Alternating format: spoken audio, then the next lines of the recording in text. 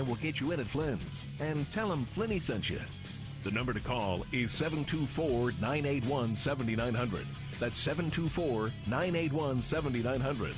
It's a Pick Sports Line live on News Talk 790 WPIC and Sports Radio 96.7. Hi, I'm Jillian. Hi, I'm David. And now it's time to start the show. Here are the hosts, Hugh Winger and our daddy, Bob Greenberg. We are back. Yes, we are. On this Labor Day edition of the Pick Sports Line presented by Flynn's Tire and Auto Service, Flynn'sTire.com.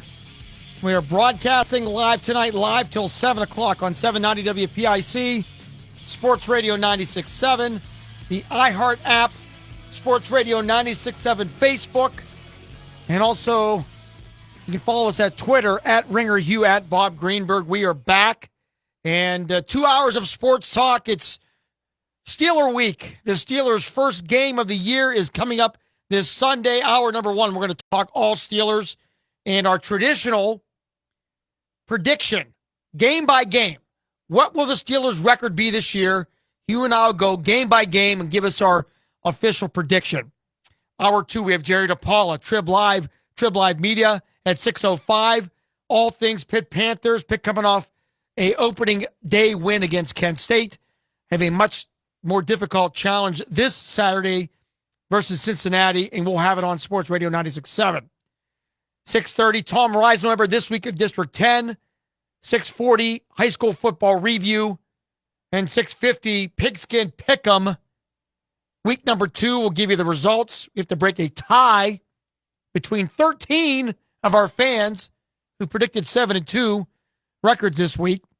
I'll bet I'm not lucky enough to be in the top 13. No, we have no experts in the top 13. I don't know what that says. That means you and me. Our fans did better than the experts this week, but we'll break that tie, and then we'll tell you who we think we will win, who will win in week number 3. Hugh Ringer, it is exciting time of year. Opening day is upon us. Steelers in Atlanta. The Steelers looks like their roster is set, and cautiously optimistic is my attitude right now. What is yours? Very cautiously optimistic. How about that? So that's even more optimistic, more cautiously than I am. Very cautiously optimistic about the season.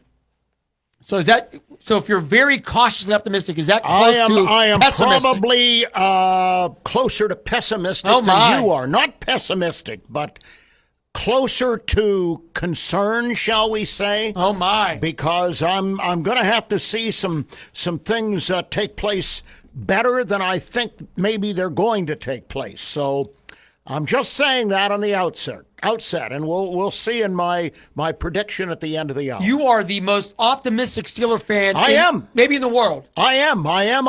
But you're not tonight. Why? What's changed your tune? It's not tonight. It's the way things have been developing all along, and just the general vibe that seems to be out there, and I don't know how else to explain it, Bob. But is it the quarterback situation?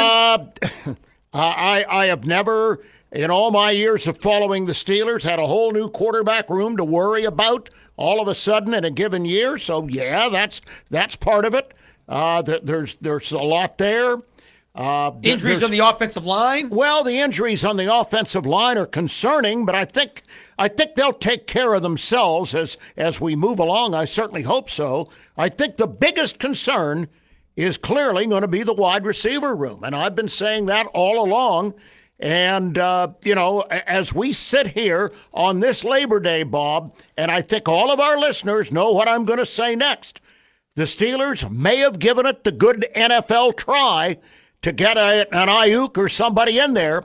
But here we are 6 days from showtime, and the Steelers literally have done absolutely nothing to strengthen that position. So am I concerned about that?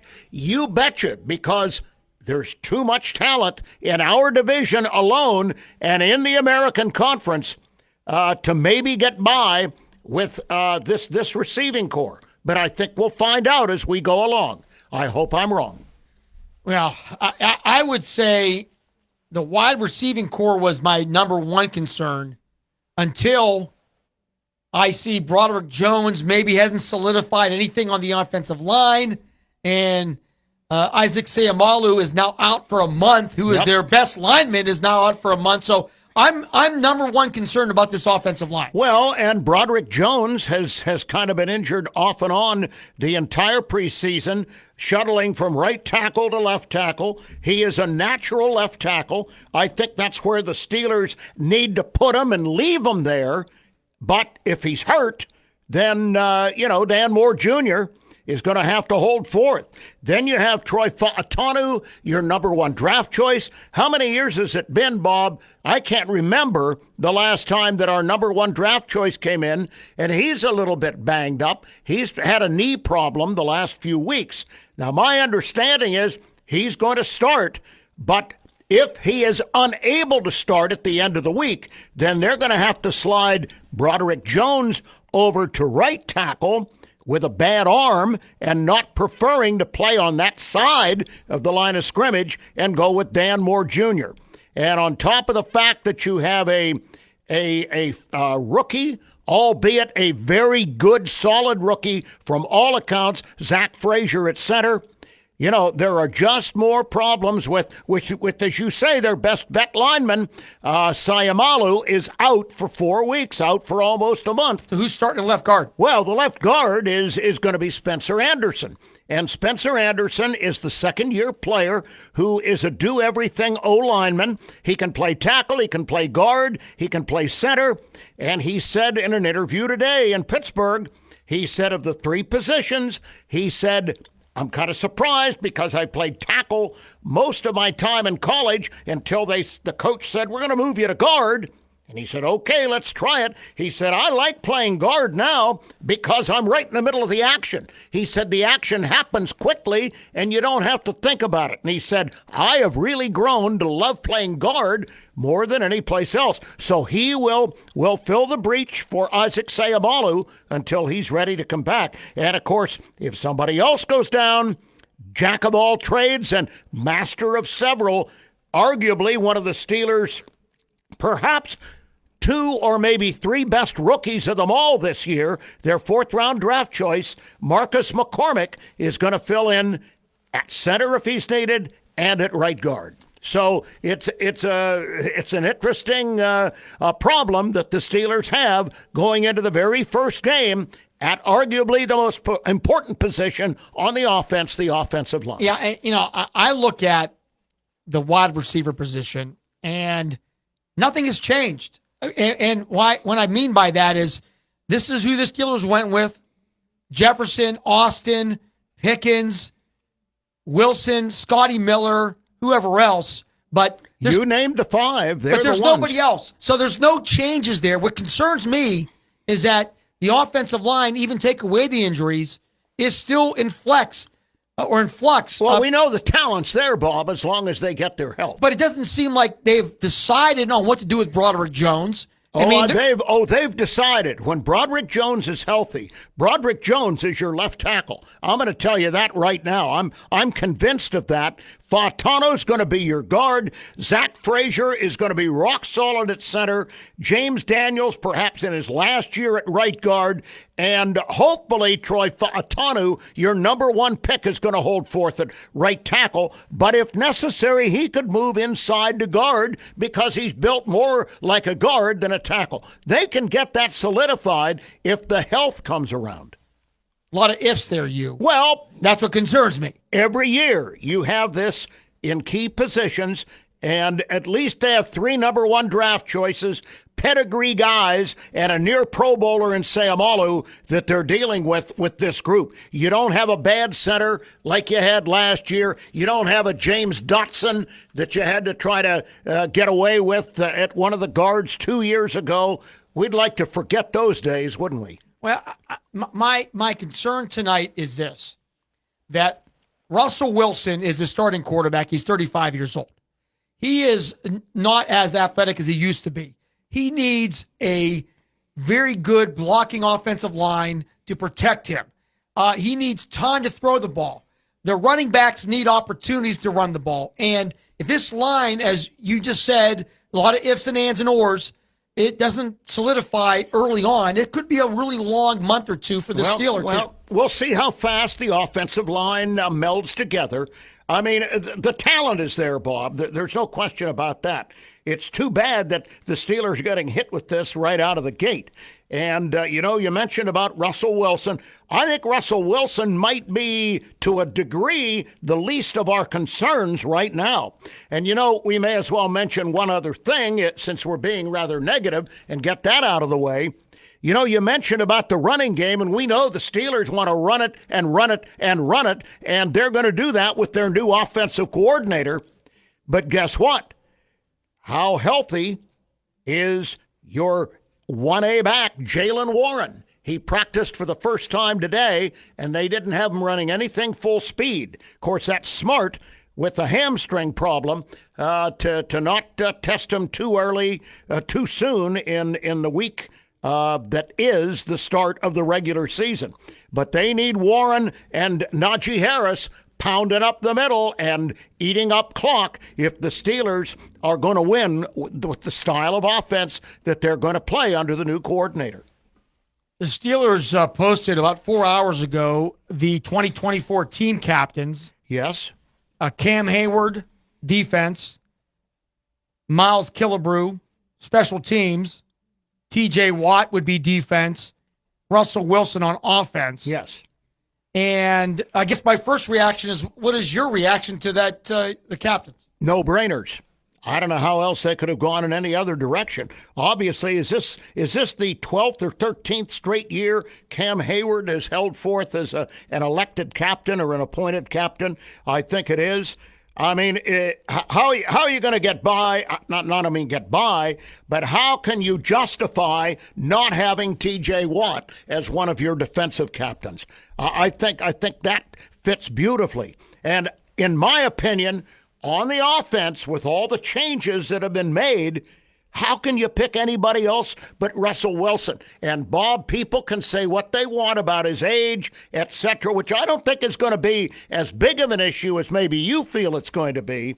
But here's the thing about Russell Wilson. He's a great human being. He's a great leader. He has the ability to get the team to play behind him. And my understanding is the guys on the offense really like and respect number 3, and they're going to play their hearts out for this guy. And I sure hope he can stay healthy. So he's the only guy that you could pick on offense. Najee Harris was named the captain after his rookie season. Right. Fast forward to 2024, no longer a captain. Fifth-year option has declined, and now he is sharing a backfield with an undrafted player. What has happened to Najee Harris? Well, I don't think anything has happened to Najee Harris except the Steelers feel that Russell Wilson is the epitome of stability, shall we say, at quarterback because of being in 7 Pro Bowl games, winning a Super Bowl, and being tested in every way a quarterback could, and perhaps a future Hall of Famer. We don't know. So I think it's much smarter to give that to your quarterback, which they could not do when, of course, Ben Roethlisberger was on the way out, and we had the hodgepodge of what we ended up with at the quarterback position. I think that answers that. Well, I would tend to agree, but I guess the question is, what has happened? I mean, he went from being, number 1 draft pick to captain to now he's apparently on his way out. I mean, what did he do? I don't know that he's on his way out from the Steelers. After this year? Well, I know he needs a contract, and there's going to be something done. I would hope at the end of the year, if he has the kind of year I think he will.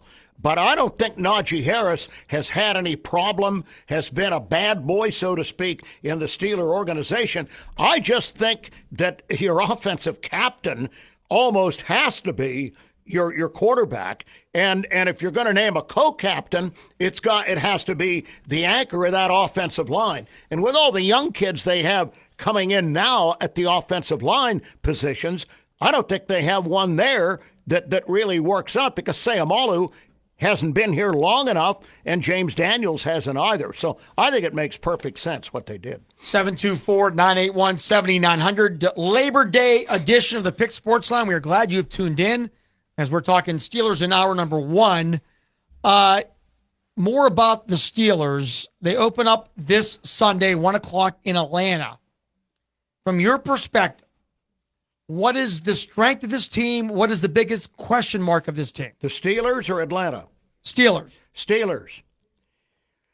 The strength of the team, I think, is in part at least the coaching of Mike Tomlin. I think he's put together a very good coaching staff. I think he has gotten some better guys, shall I say, in some of the key coaching positions than he had last year. And without question, Bob, without question, and if you heard my Sports Minute today, you folks know what I'm talking about, because in my opinion, 7 or maybe 8, if you want to include Alex Highsmith, 7 or 8 of your starting 11 players on defense for the Pittsburgh Steelers are big-time Pro Bowl caliber players. And I don't know, I didn't go back and look at other teams, but I think they'd be hard-pressed to have that many starting for these other teams. The key to this team is its defense. The Steelers will go as far as the defense can carry them. And if they stay healthy, Bob, that's going to be the key right there. And that's been some of the criticism of the Steelers, The Steelers have focused so much of their money and draft picks and offseason moves to their defense in an offensive-driven league. And I think that's the big question mark. I agree the defense is the strength, but you still need offense to win games. You do. You absolutely do. And I think the Steelers are expecting that they may have to win some low-scoring games and that the offense can maybe get close to winning time of possession, which might be their best strength with their running game and their offensive line if it's healthy. And the defense can stop the opponent. I'll tell you, this Steeler defense is going to be special. In my opinion, it's the best group of linebackers they've had since the Super Bowl days. Now, we're counting down to opening day. Today is Monday. Opening day is Sunday. And there has been no extension for Cam Hayward. Does that tell you anything at this point, or is it still a potential to happen this week? No, I think it's a potential to happen this week. But my information from people who are a lot closer to the Steelers than I am, my impression is that they're going to take care of number 88, Pat Freiermuth, first. Pat Freiermuth needs an extension, Bob, or he may be gone at the end of the year. And he is a well above average tight end. He's not an elite tight end, but he's solid. He's going to catch the ball. How is he way above average? Well, I think he's a barely above average tight end in my mind. He is a decent blocker. He is a very good receiver. Very much I think in the mold of the guy that we had before him. He can run a little bit after the catch, but he's not fast. I'm just saying I think he's solid for what the Steelers want him for, and Darnell Washington is an excellent number 2 man at that position. I think they would try to sign Freiermuth first and take care of Cam Hayward at the end of this year because Cam wants to be back for 2 more years. Cam does not want to go anyplace unless he has to. But Pat Freiermuth is going to get offers, and he may leave. So I think they better sign number 88 as priority 1. Pat Freiermuth, in his this is his 4th year. In his 3 years, he is averaging 51 catches a year for 500 yards, about 10 yards a catch, and about 4 touchdowns. And those are average to maybe slightly above average stats for a tight end. But, Bob, if he's healthy under the new coordinator who goes to the tight end, uses the tight end extensively, that's why he kept 4, his numbers are going to improve. And the guys behind him are going to get their share of balls. Darnell Washington, Michael Pruitt, who was brought here by the coordinator to the Pittsburgh Steelers to play tight end, and, of course, Connor Hayward, who is a tight end and H-back. So I guess I'll ask you, because you said what you think they will do. You think they will sign Freiermuth first? I do. Who is a bigger priority, Freiermuth or Cam Hayward? That's very hard to say. I would tend to say Hayward if he weren't 35 without any hesitation. but I think we'll have to wait and see. They have those two priorities, and I think they'll do right by Cam Hayward, but a lot has to do, I think, with the kind of year he has, and the key for him is going to be health. And that's the big question for a man who is, 34 or 35? And playing D-line. Mike says Cam is getting too old. He got hurt every year. Let him go and not hurt my feelings at all. Hart says Freiermuth might be the third best tight end in the division. Well, I'm not trying to compare Freiermuth to the other tight ends in the division. That may be true, but I am saying that Pat Freiermuth is an integral part of this Steeler offense when he's healthy. And they're going to have a bad group of tight ends and maybe have to use that as a priority instead of the priority being what it should be in drafting next year. They're going to need defensive linemen the worst kind of a way. I know what they're saying about Cam Hayward, but I'm going to tell our listener, our doubting Thomas, about number 97. He's 100% healthy right now, buddy, so let's take it week to week. I just know that Freiermuth has been a solid tight end. Well, and that's all I'm saying. But he's not an elite tight end. But we're not talking money. You asked me who they would go after to re-up, and I'm answering your question. I'm not going to tell you a number. I don't know what the number would be. I personally think Cam Hayward can't be re-signed. I'm sorry. He's 35 years old. He's been hurt regularly. And there's zero defensive ends or tackles in the league at his age anymore. Well, he's a rarity. He's had a great career. He's an all-time legend. He'll be in the Hall of Honor. But to give money to this guy and not give it to a 25-year-old tight end would be ridiculous to me. Well, they're going to give the money to Pat Freiermuth. That's what I'm saying. They're going to give the money to Pat Freiermuth. But I'm telling you, I think they owe it to Cam Hayward. He's been a good soldier for many, many years. And I would say you talk to a lot of Steeler fans, they're going to tell you, Bob, he is the most respected player on this team. I understand that. All right. He's respected. So you got and what has he done not to earn the opportunity? He's ready to go. I understand that as well. And he's also 35 years old. And it's like re-signing a running back at 26 or 27. You don't do that. It's not a good business move. But running back and defensive tackle are two different positions. I think Cam Hayward, being a good soldier, all-time legend, great player off the field, has nothing to do with the business part of the game, though, Steelers have not won a playoff game in 7 years. Oh, boy, here we go. You're blaming Cam Hayward? What I'm saying is if the Steelers' philosophy is let's sign players because they're good soldiers, maybe they got to get out of that philosophy. That's not exactly what I said. I'm saying he's been productive, too. Well, that's he's different. Been a great leader. I'm not going to say another word. I've said all I want to say. Freiermuth needs to be re-signed. The Steelers are going to go for him first. That's the information from the team. And I think they're going to try to do their doobie with Cam Hayward. And I think they're right on in doing that. I guess the last question would be is how much longer would you think it would happen? They don't normally re-sign after the season starts, correct? Well, normally they don't. Yeah, right. So it would be this week. Yeah.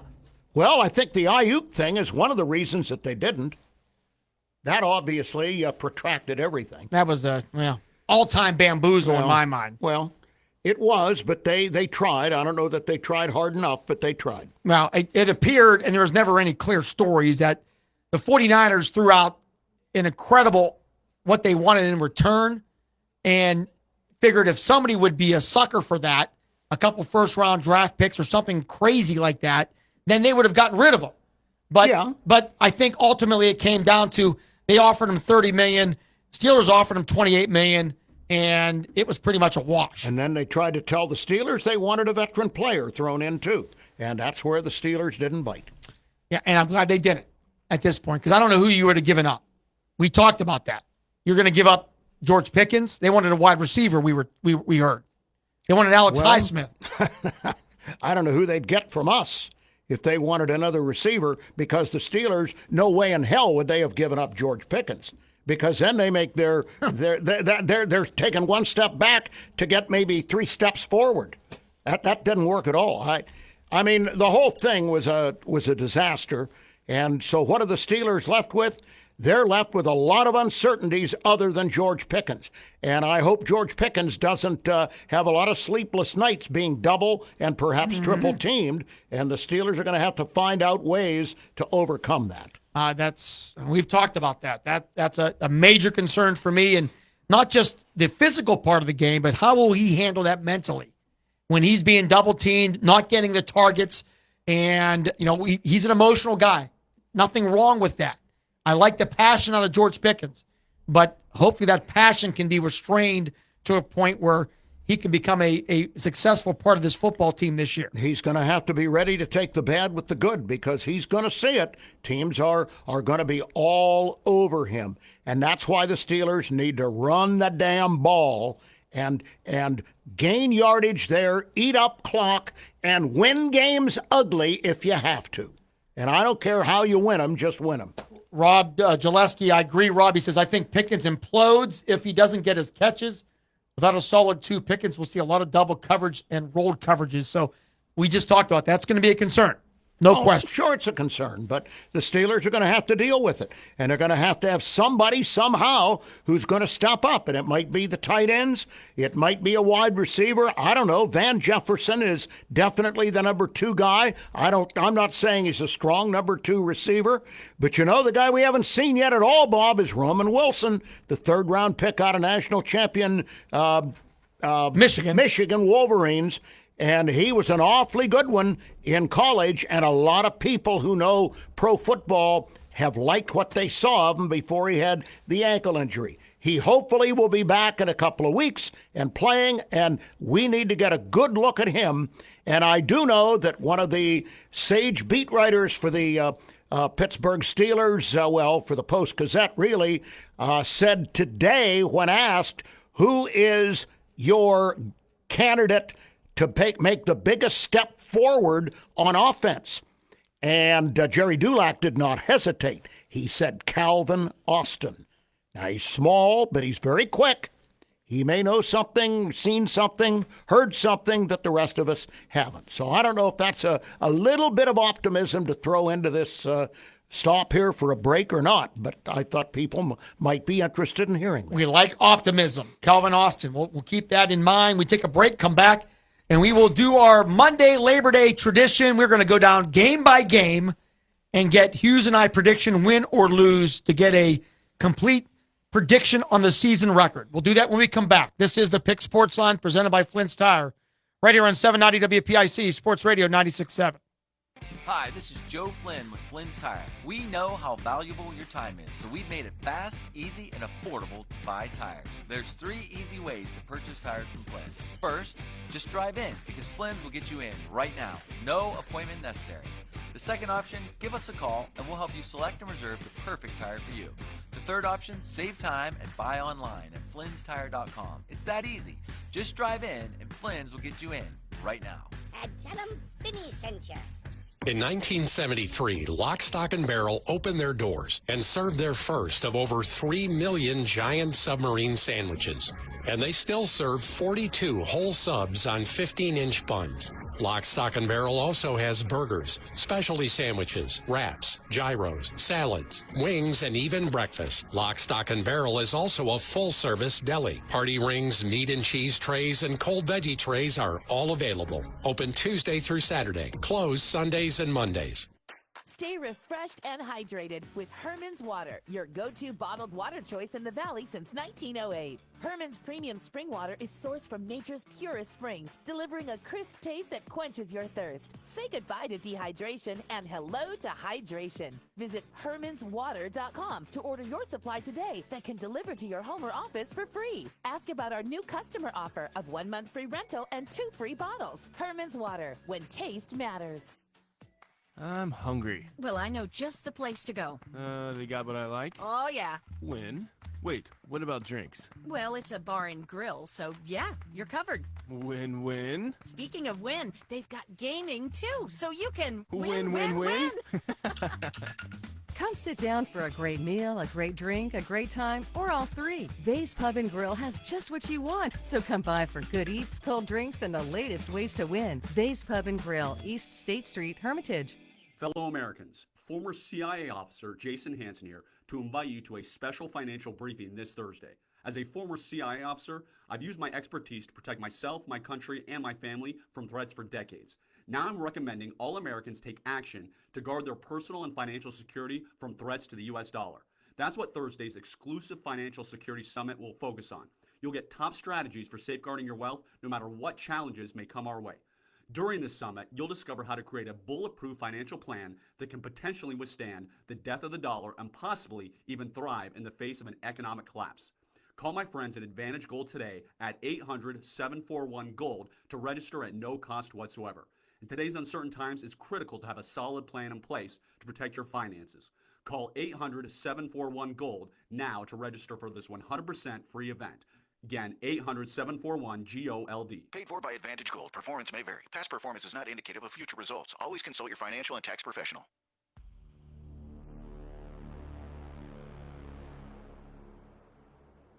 It's the Pick Sports Line, presented by Flynn's Tire and Auto Service.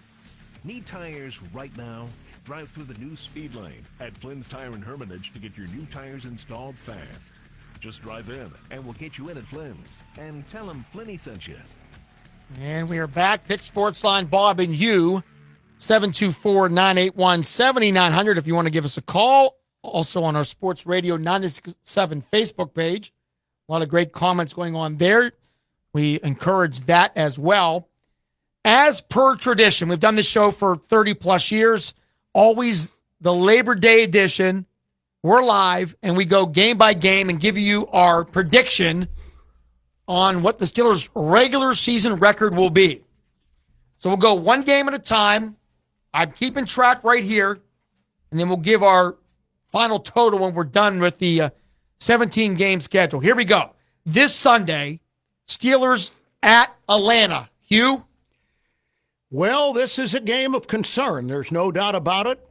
Atlanta is said by some to be one of the underdog contenders in the National Conference, and that they could be a major factor when it comes to the playoffs. I don't know that it's their team that I'm as concerned about as I am their quarterback, Bob. Their quarterback is Kirk Cousins. And you remember he was with the Vikings last year, tore up his knee, missed the rest of the year, underwent surgery, and is completely recovered, and he is now the Falcons' starting quarterback. And there are a lot of experts out there who truly believe that of all the older quarterbacks in the NFL, Kirk Cousins is at or near the top. And he could give the Steelers secondary fits. But having said all that, this is a game that I think the Steelers absolutely must win, and I think they're going to get this victory in Atlanta on Sunday. All right, so Hugh goes with a Steeler win on Sunday. I will go, and a lot of it's because they're on the road in a dome. Kirk Cousins he's been a solid quarterback.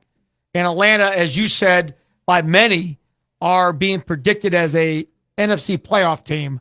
I'm going to go with Atlanta to win this Sunday. Steelers 0-1 and on my side, and Hugh's side 1-0. So here we go, week 2. Okay, and one thing we do need to point out, a lot of people are concerned that 3 of the Steelers' first 4 games are on the road. And I've heard several people in the know say the Steelers really better win 3 of these first 4 games. Well, the September 15th game is at Denver. In Mile High. It's going to be a tough place to play. And, of course, Russell Wilson is going home. And I don't think the Steelers are going to leave with a victory in this game. I see Denver on the road in a 425 game, beating the Steelers, knocking them down to 1-1. I'm the opposite. I think Russell Wilson going back to Denver is going to be extremely motivated, especially after what could be a poor first week. Denver's starting a rookie quarterback. All sets up for a Steeler victory. So I say Steelers win against Denver. Hugh says Steelers lose week 2. Week 3, first home game of the year. It is a 1 o'clock game on CBS versus the Chargers. Hugh, what do you think? Well, the game is at Acrisure Stadium. The fans will be ready. They'll be charged up for the Chargers. and I don't think the Chargers are going to handle all the heat that they're going to get. The Steelers will go to 2-1 with a win over L.A. I agree. Home opener, it's going to be a wild scene down there. Chargers coming from the West Coast playing a 1 o'clock game, which would be 10 o'clock Pacific Coast time. I like the Steelers in week 3, their home opener. So we both go with the Steelers to beat the Chargers on September 22nd. The September 29th, Steelers on the road again at Indianapolis, taking on the Colts. Your thoughts? The Steelers stunk at Indianapolis, you remember last year when they played the Colts late in the season. I don't know what it is with the Colts. We beat them at home, but we oftentimes have trouble beating them on the road.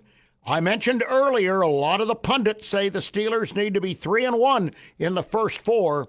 I think they're going to be 2-2. I see them losing another road game on the early part of the schedule in Indianapolis. And I also agree. Steelers have had some negative history versus the Colts.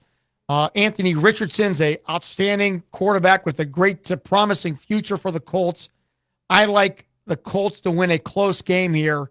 So we both go with the Steelers to lose week 4 in Indianapolis. Week 5, Sunday night football in Pittsburgh against the Dallas Cowboys. A high-profile game here. Your thoughts? When the bright lights come on, coast to coast, the Steelers' eyes widen just a little bit. Everybody hates the Dallas Cowboys, at least anybody I have anything to do with. The Cowboys are going to come in with all their superstars. The Steelers are going to come in with their elite defense, and they're going to give the Dallas Cowboys a taste of good defensive football out of the AFC. Steelers win. Steelers beat Dallas on Sunday night. And it's going to be a very interesting game, to say the least. The Cowboys have arguably the best receiver in the league in CeeDee Lamb. They got a great quarterback. I mean, they have really an outstanding ball-hawking defense. I mean, it's going to be a struggle for the Steelers. JPJ will take care of CD that night. Mark it down. I do like the Steelers under the lights in a close one on a turnover. So I also, with you, think the Steelers will beat the Cowboys in week number 5. So that would make the Steelers 3-2. And I see that game with Dallas, Bob, as a game that is going to juxtapose the Steelers into playing good old-fashioned Steeler football. And on Sunday, October 13th, they're going to go to Las Vegas to play the Raiders at 4:05 p.m. And I'm sorry, folks, the Raiders still aren't a very good football team. Steelers are going to kick their butts in that game and go to 4-2. I would like to think the same way. But, oh, you're kidding. History tells me that every year there's at least one game that the Steelers blow under Mike Tomlin. There's a game where they should be, no question, no matter where they play, they should win. They're going to be coming off a very emotional game against the Cowboys at home. They have to fly to Las Vegas, even though there'll be a large Steeler contingent there. I think the Steelers will gag in this game and lose, and this will be the one game we'll be like, my goodness, how could they lose this game? I say the Steelers will lose. Hughes says the Steelers will win. Yeah, I think the Steelers would be to have a 2-game winning streak after the Vegas game, going into the October 20th game at home back at Acrisure against the New York Jets. I don't like the Jets. I don't like any teams from New York, and I especially despise their hateful quarterback. I'm not going to use. Hateful. Yeah, I'm going to. Aaron Rodgers. You don't like Aaron Rodgers? I have a very nasty word I could use to describe Aaron Rodgers, but it's not going to come over the airwaves. No, we're a PG show here. Don't worry. But the Steelers are going to kick the Jets' butts and win the game on October 20th. They would then have a 3-game winning streak, and at that point would be, 5-2? Don't worry about that record right now. We'll go over the overall record. All right. Let's talk. First off, the Jets, that game is on Sunday Night Football. That's fine. At home. All the better. And I predict that the Steelers will rebound after their tough loss to the Raiders, and they will beat the Jets. So this is week 7. Hugh has the Steelers winning. I had the Steelers losing in week number 6, but winning in week number 7. All right, in week number 8, which is another Monday game. Monday Night Football. At 8:15 in Pittsburgh against the New York Giants, who, again, are not a very good football team with a bad quarterback.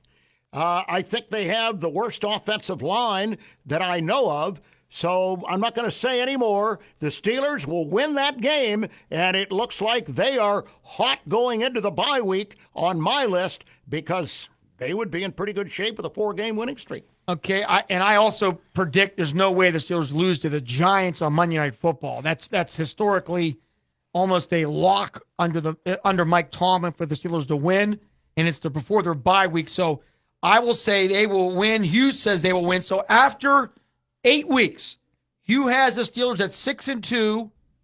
I have the Steelers at 5-3. Mm-hmm. Bye week, it gets tough. Steelers will win that.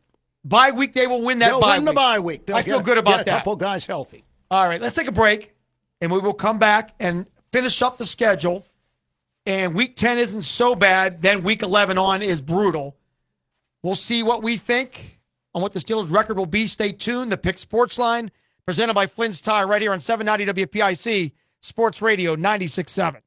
How well do you know your insurance company? Well, I know I pay each month, and I'm covered. Okay, are you sure you have the best rates? Do you have the right coverage for your needs? Are you paying for things you don't need? Well, I haven't actually talked to my agent.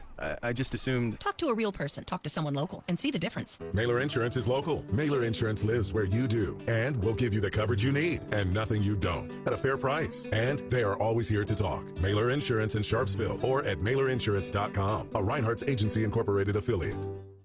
I'm hungry. Well, I know just the place to go. They got what I like? Oh, yeah. Win. Wait, what about drinks? Well, it's a bar and grill, so yeah, you're covered. Win-win. Speaking of win, they've got gaming too, so you can win. Come sit down for a great meal, a great drink, a great time, or all three. Vase Pub and Grill has just what you want. So come by for good eats, cold drinks, and the latest ways to win. Vase Pub and Grill, East State Street, Hermitage. Fellow Americans, former CIA officer Jason Hansen here to invite you to a special financial briefing this Thursday. As a former CIA officer, I've used my expertise to protect myself, my country, and my family from threats for decades. Now I'm recommending all Americans take action to guard their personal and financial security from threats to the U.S. dollar. That's what Thursday's exclusive Financial Security Summit will focus on.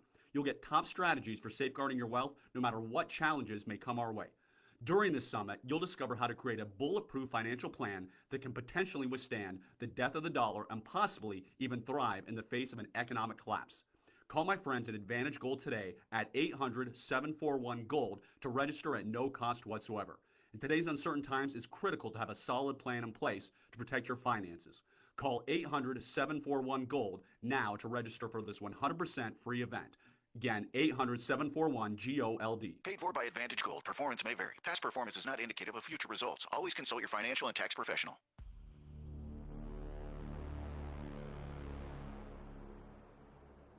It's the Pick Sports Line, presented by Flynn's Tire and Auto Service. Need tires right now? Drive through the new speed lane at Flynn's Tire and Hermitage to get your new tires installed fast. Just drive in, and we'll get you in at Flynn's. And tell them Flinny sent you. All right, we're back. Pick Sports Line. We're going game by game and giving you our predictions on the season record. After the first 8 weeks into the bye week, Steelers are 6-2 per Hugh. I have them at 5-3, which is basically a must considering the final stretch of the games here. Let's go right down on week 10. Steelers at Washington. It's a 1 o'clock game on Sunday, November 10th. Hugh? The only thing that could make this game close, I would think, is if the quarterback from Southern Cal, who, if memory serves correctly, was drafted in the first round by Washington. Is that right? And he's a great young quarterback. Yeah, Jalen Daniels. Daniels. If Daniels is starting, he could give the Steelers trouble. But I'm going to tell you right now, I don't see anything yet to discourage me from saying anything but Washington is still one of the worst teams in the National Football League. The Steelers will find a way. It may not be pretty, but they will win that football game in the nation's capital. I also believe they will win as well. Daniels is obviously a great quarterback, but he's a rookie.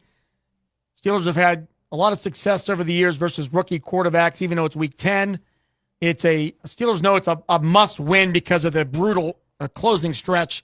So you and I both go with the Steelers winning in Washington in week 10. Week 11, 1 o'clock. The hated Baltimore Ravens in town. The stretch begins on November 17th. Brutal schedule. Everybody they play is a have in the NFL. Mark it down on the Steelers' schedule. It starts with the hated Ravens at 1 o'clock in Pittsburgh. Take a look at recent history, folks. What have the Steelers done when they play the hated Ravens? They beat them. And by God, they're going to beat them at home one more time. The Steelers are going to get that win on November 17th over the hated Ravens. I would agree. Historically, the Steelers do very well at home versus Baltimore. And I also agree they will win this game against the Ravens. So you and I both saying the Steelers will beat the Ravens week 11. Week 12, short week at Cleveland on Amazon, 8:15. Not going to be easy, Hugh. It's not going to be easy anytime you go on the road and play in the division and play the Cleveland Browns in the mistake on the lake. It'll always be called that by me as long as it's the Browns. I wouldn't say that about my Guardians. But anyway, Steelers are facing, by far, in my opinion, the weakest team in their division. They are going to sweep the Browns, and they're going to start with a big win on the lakefront on November 21st. So Hugh has a win. I have a loss. I think it's a short week after a very physical Baltimore game. Cleveland obviously will be sky high at home against their hated rival. I think the Steelers will lose in Cleveland on November 21st. That's week 12. Week 13, on the road again at Cincinnati, 1 o'clock game. Another divisional opponent, and obviously the Bengals could be loaded. We'll see what their injury situation is like at that particular point. A lot of people think they're the best team in the division. We shall see. But I will say the Steelers will battle right down to the wire. T.J. Watt and the guys will give the Bengals all they want, and they'll be looking over their shoulder. But when it's all said and done, the Bengals will find a way to win in the Rhineland, and that'll be the first Steelers loss after 7 straight wins. I also feel the Steelers will battle in Cincinnati as they always do, but the Bengals are just going to be too good offensively for the Steelers. Steelers offense not able to muster up enough points of a huge rival game. I predict Cincinnati will beat the Steelers on December 1st. December 8th, the Steelers host the Browns, play the Cleveland Browns 2 out of 3 weeks in this brutal schedule. They have them at home. The crowd does not like the Browns any more than Bob and I do, believe me. No doubt about it, the Steelers will sweep the Browns in Pittsburgh with a victory. I also believe after the Steelers lose to Cincinnati and Cleveland in back-to-back weeks, this will be a must-win game, and it will be a raucous atmosphere at Acrisure Stadium. I predict the Steelers on Sunday, December 8th, 1 o'clock, will beat the Cleveland Browns at home. Okay. Week 15, Sunday afternoon. December 15th, 1 week later, the Steelers go cross-state to face the Philadelphia Eagles in a late game at 4:25 p.m. The Eagles are hell-bent on rebounding from what for them was a very disappointing season. I think Philadelphia going to be in the heat of the race in the National Conference. They are not going to let their daubers down against the Steelers. It is too tough of a game on the road, I feel, in this situation.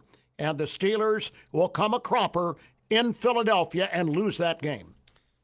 So Hugh has the Steelers losing in Philadelphia. I also have the Steelers losing in Philadelphia. That would be the 14th game of the year. Hugh has the Steelers at 10-4 so far. I believe that's right. And I have the Steelers at 8-6 with 3 games to go. Saturday, December 21st, 4:30 at Baltimore. Week 16, Hugh. It's coming down to cases, and I have a feeling it's coming down to Cincinnati, Pittsburgh, and Baltimore. Cleveland will be eliminated by then, and it's going to be a must-win game for the Baltimore Ravens. It's a 4:30 game. It's going to be down and ugly. It's going to be classic Steeler-Raven football, and I say that the Baltimore Ravens will get this victory at home. I also believe the Steelers will battle, but it won't be enough, and they will lose at Baltimore on December 21st. 2 weeks to go. For my prediction, Steelers are 8-7. Steelers, from Hugh's perspective, 10-5. These are, for me, they're must-win games to get into the playoffs. If the Steelers are 10-5, they're probably almost a lock to get in. Hugh, Christmas Day, 1 o'clock against the Chiefs at home. I'll tell you what a day that's going to be. Santa Claus will be there. His elves will be there. Everybody will be dressed in all kinds of holiday regalia. The Chiefs don't need to worry about their holiday regalia. They'll come in red uniforms anyway, with the best damn quarterback to play in the National Football League in the last decade. And man, oh man, what a game that is going to be. 1 o'clock game, national TV. Steelers are going to battle like crazy. But Kansas City is going to win the football game. I also agree. It will be a pretty impressive atmosphere. I think the first time ever the Steelers will play at 1 o'clock on Christmas Day. Some people are not happy about that. But anyway, it's Patrick Mahomes, Travis Kelce, and the Kansas City Chiefs. Juju Smith-Schuster's back. He won't be a factor. I think the Chiefs will win. Steelers will drop to 8-8. From my perspective, 10-6. From Hugh's perspective, it goes to week 18, final game of the year. The Bengals come to town. Biggest game of the year, probably to get into the playoffs or seed. Your thought, Hugh? You're going to have Baltimore, Cincinnati, and Pittsburgh all battling to be in the playoffs, and it looks like they'll all get into the playoffs. And just to make things certain on their side, I am going to say that the Steelers are going to win that game. The Steelers are going to beat that talented Cincinnati Bengal team. They never get swept by a team in their division, and they're not going to do it again. So they're going to win that game and sail into the playoffs. 11-6 for you. I will think the opposite. Steelers going to be 8-8 going into this game. Tons of discussion about extending Mike Tomlin's 500 or better record. He's never had a losing season. This will be to get into the playoffs. And sadly, they won't. I predict the Steelers will lose and finish 8-9 on the year and will not make the playoffs. Hugh predicts them at 11-6. Well, I'm kind of surprised that I did, but I went game by game, and that's what the math tells us. And I'll take it. And we'll find out. I make sure we make a note of this, and come the December or January 6th show, we will review this to see who was closer to be right. Hopefully the Steelers are 11-6. I'm hoping for a Steeler playoff performance and a great season, but we'll see. I don't feel very confident. We'll come back and talk about the Pitt Panthers with Jerry DePaula here on this Labor Day. We appreciate you tuning in. For Flint's Tire and Auto Service, I'm Bob Greenberg. Stay tuned. You're listening to News Talk 790 WPIC Sharon, Hermitage, and Sports Radio 96.7 WLLF Mercer, Hermitage, a Cumulus station.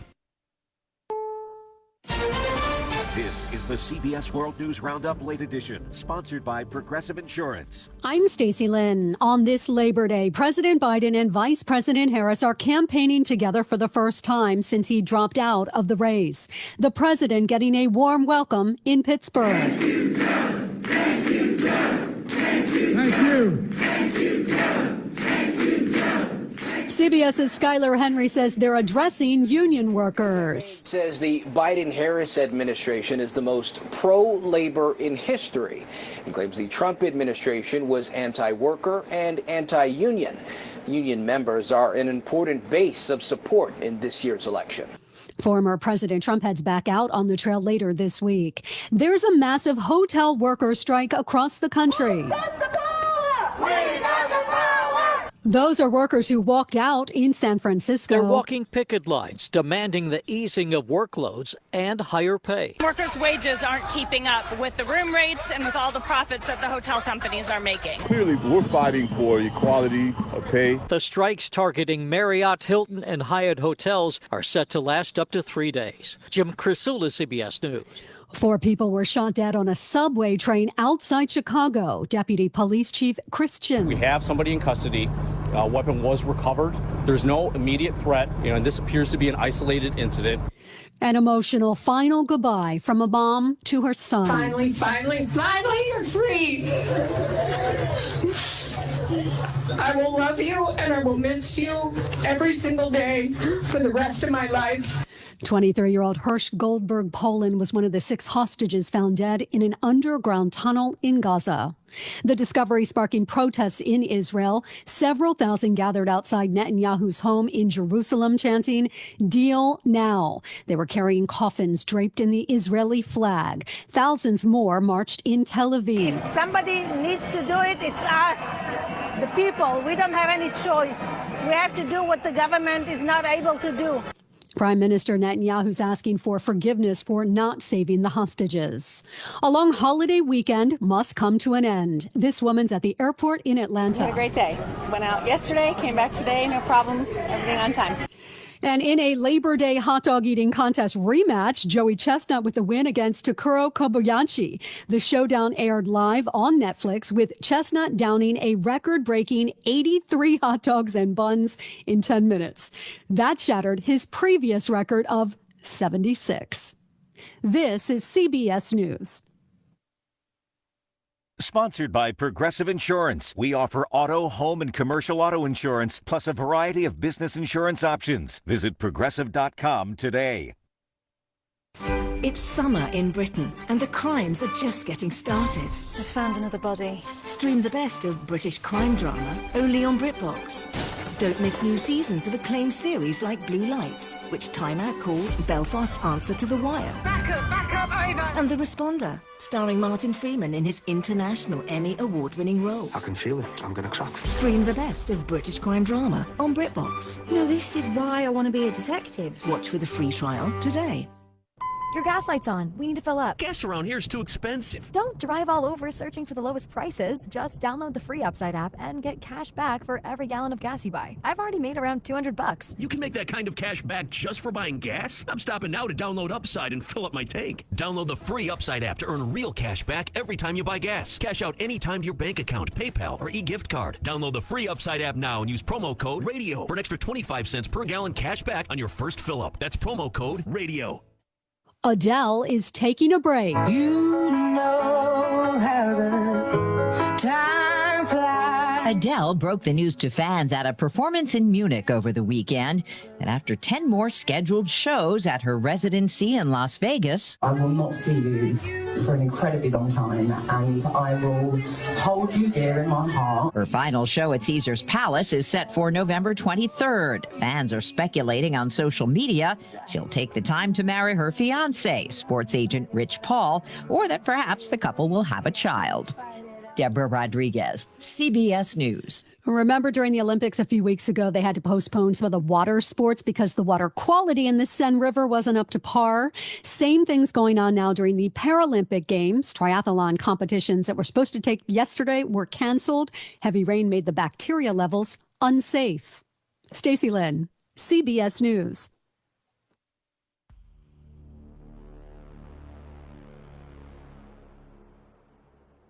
It's the Pick Sports Line, presented by Flynn's Tire and Auto Service. Need tires right now? Drive through the new speed lane at Flynn's Tire and Hermitage to get your new tires installed fast. Just drive in, and we'll get you in at Flynn's. And tell them Flinny sent you.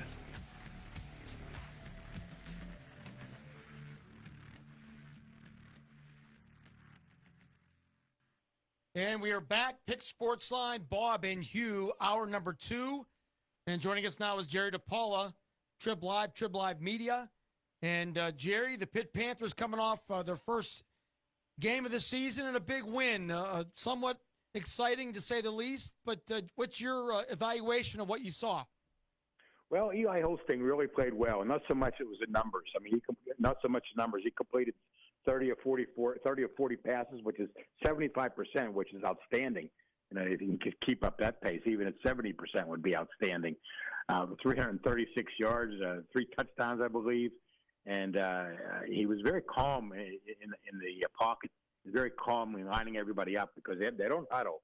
And with his fast-paced offense, he has to get those guys to call out right away, and the guys got to get lined up right away. And most of the time, they were going pretty fast. There were times where they got to the line of scrimmage and slowed up a little bit just to make sure they got things right. Narduzzi didn't have any time for us as far as what the average time was between snaps. But a lot of times, I was counting. A lot of times it was 10 or 15 seconds, no more than that. And when you score 55 points with a new offense, that's not bad, no matter who you're playing. Now, they played Kent State, which was 1-11 last year. And Kent State might be one of the maybe the worst team in the MAC, and maybe one of the worst, one of the top 10 or bottom 10 worst schools in the country. So we'll see what happens when they play Cincinnati and West Virginia of the Big 12 the next 2 weeks. And Cincinnati is going to be on the road this Saturday, so that'll be a much bigger test than what they got. But for the first game, and Desmond Reed looking like the running back, looking like he's going to be a star, I thought it was a pretty good first game. Jerry, I thought it was interesting in your headline in the Trib today. You said, I guess, kind of paraphrasing Pat Narduzzi, the quarterback question is closed for right now. With the kind of numbers he racked up, I wondered what kind of question Coach might have been talking about. Well, the question was, he was asked today, is Eli Holstein going to be the quarterback moving forward? And he said, yes, he is for right now. He doesn't want to he doesn't want to commit himself to October or November because you never know what's going to happen. There could be an injury. He could play poorly in some of these games coming up. I don't expect him to make a change. Let's say he plays poorly against Cincinnati and they lose, which could happen. I wouldn't think he would make a change for West Virginia. I would think that it would take 2 or 3, maybe 2 poor games for the quarterback for him to change for the Youngstown State game, and maybe even to let him play Youngstown State and make a change for North Carolina. I don't know, but by right now, he meant right now, which means that he has the right as a coach to change his mind if the need arises. And then he said he was going to go after the bad and the ugly. What do you think he was talking about there? Well, there were some bad things that happened in that game. The interception that Eli Holstein threw, he threw off his back feet and down to the 4-yard line. That could have been another touchdown. It was a very poor throw. And let's give the kid credit.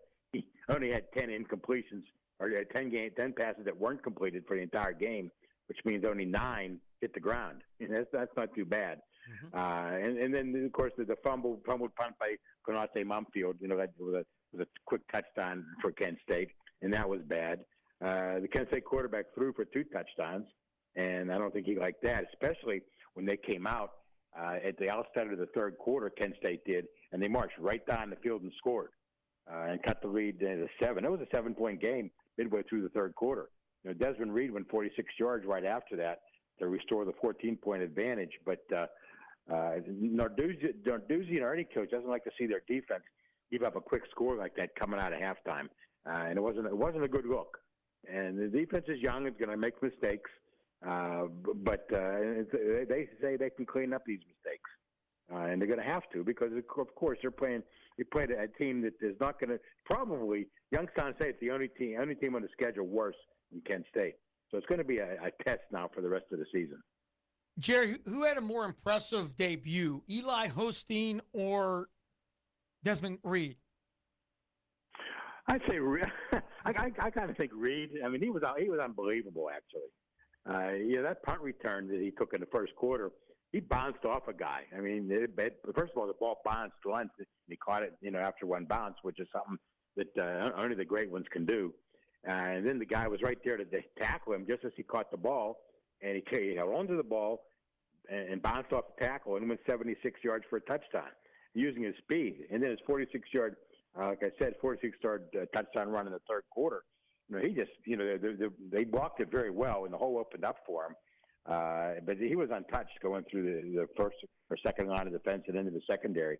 So Reed is very impressive. I mean, whether he's going to carry 20 times or not, or 25 times in a game, I'm not sure. Derek Davis played a little bit and even scored a touchdown as a backup running back.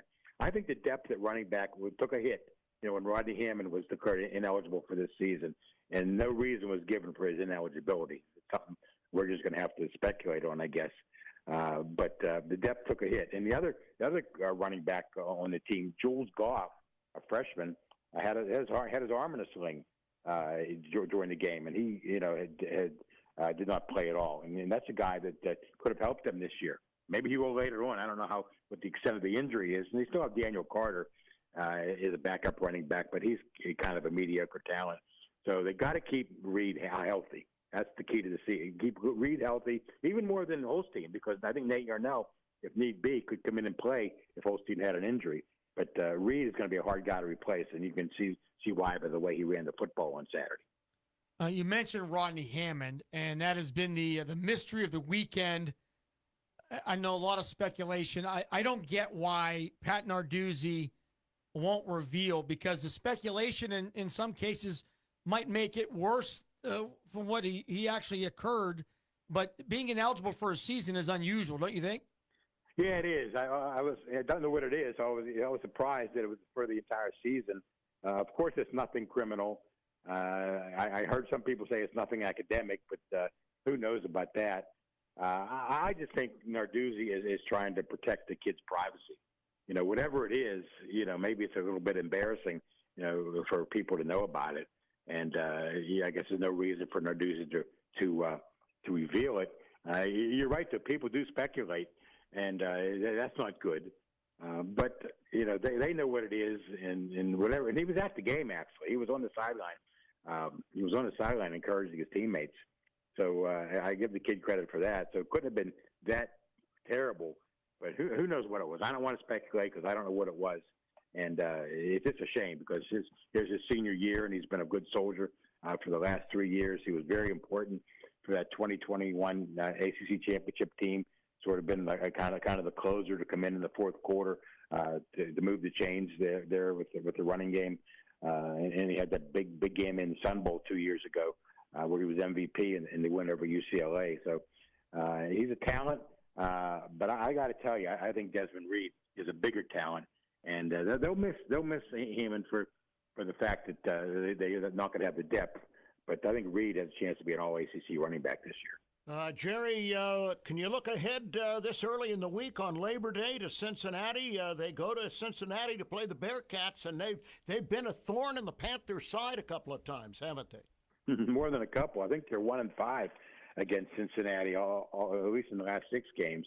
And of course, the Cincinnati came into Acrisure Stadium just last year and knocked off Pitt. Maybe this is a better Pitt team, with a better quarterback and a better offensive philosophy than that team had. But you can't sell them short. They're in the Big 12. They weren't very good in the Big 12 last year. I think after they played Pitt last year, I think they were like 1-9 after that. So they won one more game after they beat Pitt. But again, Scott Satterfield is the coach. He was very successful at Louisville. It was only a few years ago. Narduzzi pointed this out today that Cincinnati was in the playoff, the college football playoff. So it's a good program with some good talent on the team, and Pitt's going to have to clean up all that bad and ugly stuff in order to win this game. I would imagine the reviews for Kate Bell's debut are very positive. Absolutely. The thing about it is there were no procedure penalties. The only false start they had, they're going so fast, you almost have to expect an offside, illegal procedure, a false start. The only false start they had was a punt team. I think the center moved the ball before he was supposed to, and they called for a false start on a punt. But as far as the regular scrimmage plays, there were no procedure penalties. There were 7 in the game, I think. A couple of them were holding, at least one offensive holding. But nothing in the way of course, no delay of game because it goes so fast. but no procedure, no offsides, and only one false start, and that was on special teams. So that's probably the best thing that happened. And the pace seemed good. There didn't seem to be any problems with handoffs, and guys seemed to be running in the right direction. And the thing about Eli Holstein, he was throwing the ball before his receivers made their cut, and they turned around and the ball was right there. So for a redshirt freshman who was on somebody else's team last year, that's a good sign. Is Kenny Johnson the real deal? I think so. For my money, he's the best wide receiver on the team. That catch he made in the first quarter down there in the corner that set up the first touchdown, that's a Tyler Boyd kind of catch. He's a sophomore who played a little bit last year. Biggest thing he did last year was return a kickoff for a touchdown. So he has, incredible talent, speed, runs good routes. And for my money, either him or Konate Mumfield are the best receivers on the team. And I think it's going to be Kenny Johnson by the end of the season. What has to improve more this week from opening day? I think pass protection for sure. Kent State had 4 sacks, 3 of them against Holstein. And then Narduzzi, made the point today that some of them were miscommunications. So one was a bad call. He mentioned one time that Branson Taylor, the left tackle, made a wrong move. Didn't move didn't move laterally in time to stop a guy. He claims there are things they can clean up, but you can't get your quarterback sacked 4 times. That can't happen because they're going to play much better pass rushes than what they faced against Kent State. And I watched North Carolina on TV the other night, and there's a good team. Even though Clemson lost to Georgia 34-3, there's another good team. SMU is going to be a tough team. Even West Virginia. Even in Cincinnati and West Virginia. Even though West Virginia lost to Penn State, I think Penn State's maybe definitely one of the top 10 teams in the country. So West Virginia's going to come in here, with a decent defense. So Pitt has a lot of things to clean up this week. They're far from perfect. They're far from a ranked team. And it's going to take a big effort, I think, to get them to 7 wins, but we'll see. Lastly, Jerry, I saw the depth chart came out for week 2, and there's no oars in the 3 key positions. Yeah, a lot of the oars went away, so I guess they're paddling on their own now. But I think that there's no oar at the quarterback position, which is understood. But there's things that they still got to worry about. I think there's one of the wide receiver spots. I don't have it right here in front of me. Maybe one of the linebacker spots, but I think the oars will disappear, gradually as the season goes on if things go well. And again, we don't know, if things are going to go well because they didn't play a very good team. Let's see. Let's reconvene here after 2 more games and see where we are after the West Virginia game, and then make an evaluation of this team. But I think I said this in the beginning. They need to start 4-0 because the schedule gets really difficult at the end with a trip to SMU, a game against Clemson, a trip to Louisville. The schedule is going to get tougher. So in order to get to your 7 or 8 wins, you better get 4 of them in September. Jerry, we appreciate your time here on Labor Day. Hope you had a great holiday. Have a great week, and we look forward to chatting with you next Monday.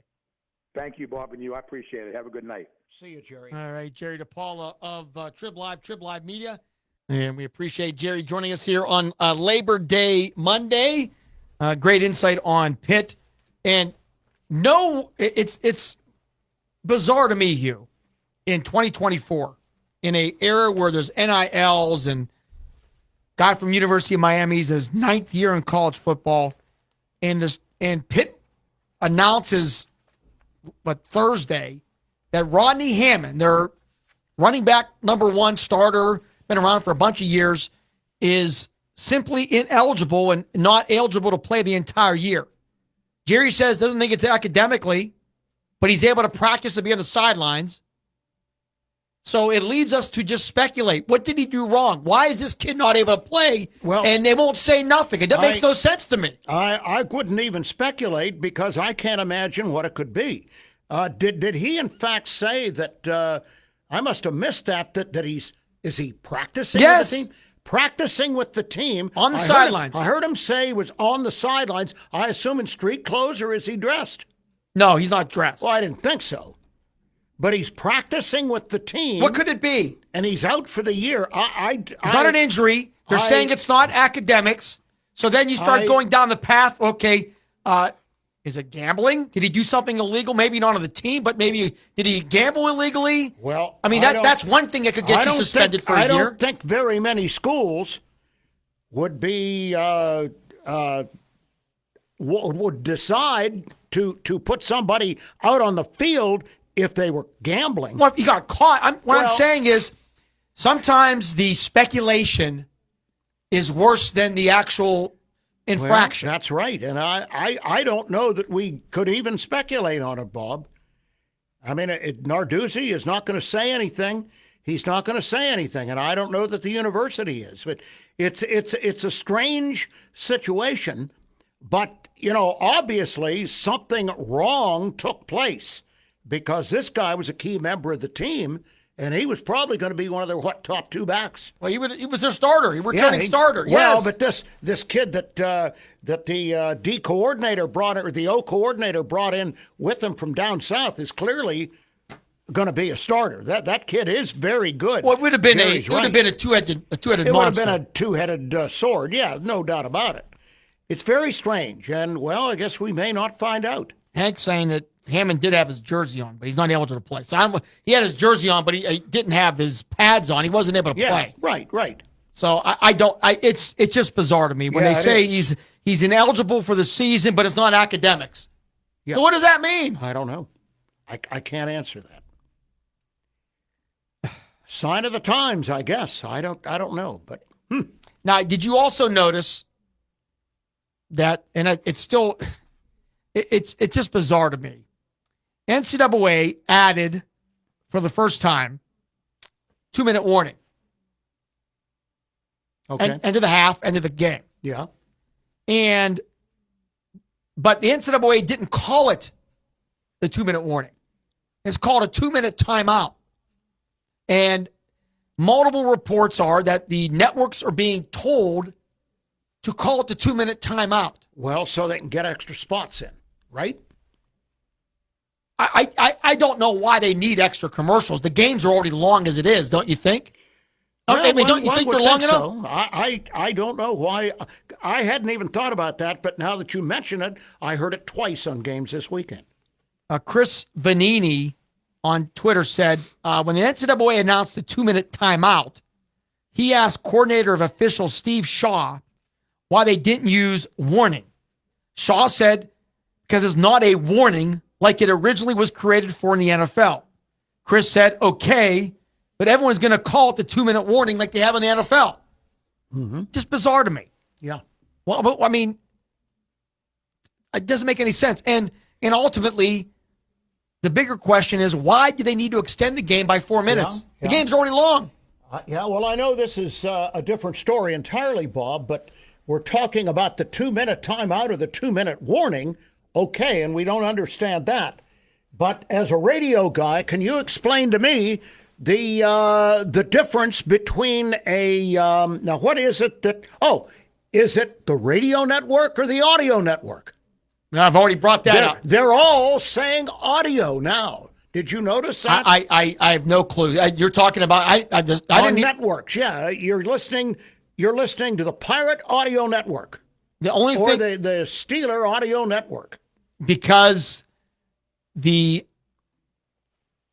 powers to be obviously do not have the courage to continue to support the radio industry in this situation. Mm-hmm. We know, like as an example, when we announce games, we have a game on radio, traditional radio. Right. We also stream the games on iHeart and our apps. Yeah. And now we're also streaming our games, audio and video, on our Facebook Live. But we're still calling it Sports Radio 96.7. Yeah, but you're doing both is what you're doing, right? But you're keeping the name because it's traditional in broadcasting, correct? Correct. Yes, well, that's what I'm... Correct. That's what I'm trying to get at. And I mean, I know an average fan would not notice it, but I notice it, and I know your guys noticed it right away, didn't they? Oh, we all did. Yeah, it was driving me insane. Yeah. Sad weekend for yours truly and many here in the Valley, and you might be aware of it. Long time, former really outstanding athlete at Hickory, and is now a top Division I men's basketball official. Greg Evans, his wife died in Maryland, sadly at 47, cancer. Just an awful story, and calling hours, and the funeral was today, and we went to it. And one of the more cool things that I saw, there were at least 12 Division I men's basketball officials that flew in from all over the country to support Greg. Yeah. And I had a chance to talk to a couple of them. One, Tommy Morrissey. And if you Google him, you know him. He's done a bunch of ACC games, a lot of big pit games. And I joked with him.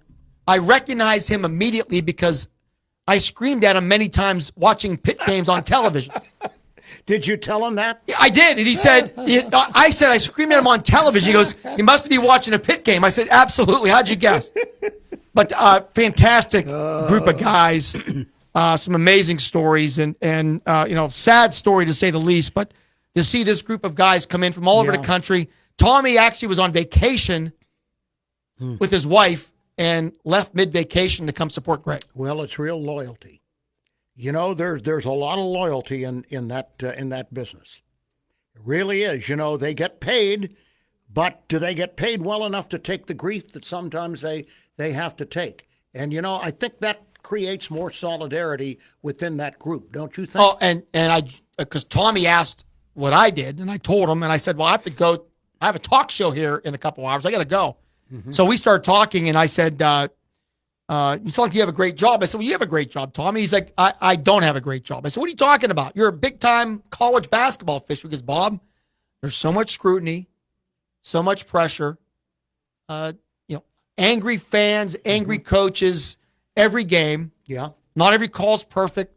There's replay. There's big screen TVs. There's monitors in the arenas that are showing fans calls that they don't like. Mm-hmm. Yeah, they make good money, but it's a job that it's a pain of the heart for that type of job. One of my best friends for years after his coaching days and certainly his playing days had ended, went into the officiating business, and I feel became an outstanding official. And he has told me on numerous occasions, he said, "You wonder why I gave up officiating high school and primarily college basketball long before I gave up officiating football." I said, "Please tell me." Because he said, "You don't know how tough it is to officiate in a fishbowl." And he said, that's what officiating basketball has become. But it's not nearly as bad in football. So you can do football and you can take it very seriously and you can enjoy the game. And it makes a lot of sense. And a lot of us don't realize that is something that officials have to go through. Even the good ones. Even the good ones. Final story before we go to a break. I don't know if you saw this, reported by multiple people that I find very credible who were at the game, and I didn't ask Jerry about it. There were reports that a small number of fans at the Pitt game on Saturday booed Kenny Pickett when they showed him on the scoreboard. Yeah, I heard that. What's your reaction to that? Well, I think it's unnecessary. Why are they booing Kenny Pickett? I mean, okay, some people are probably going to say, well, they were probably Pitt fans and Steeler fans.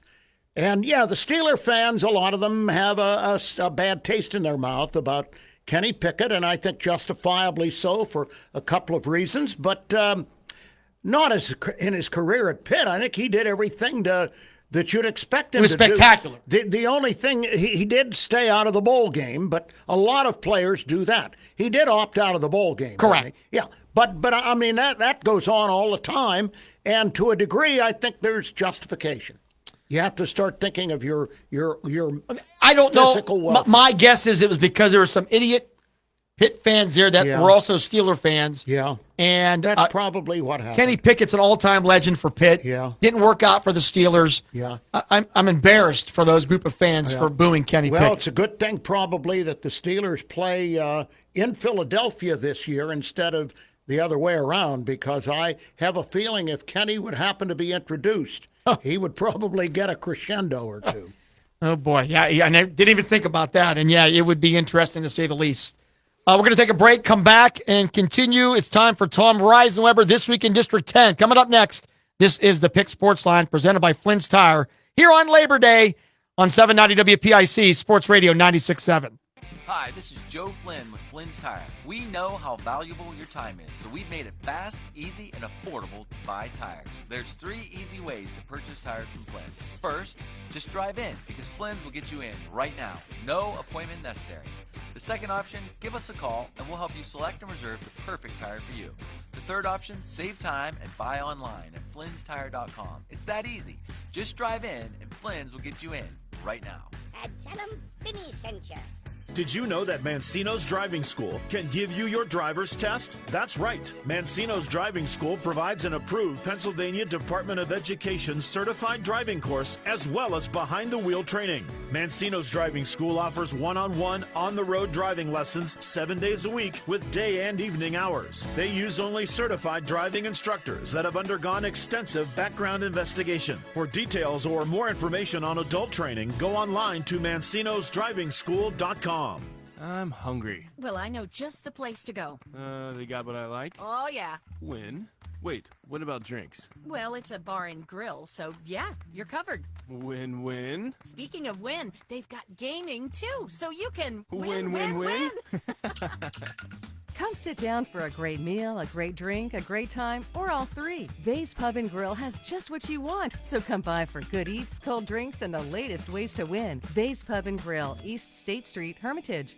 Fellow Americans, former CIA officer Jason Hansen here to invite you to a special financial briefing this Thursday.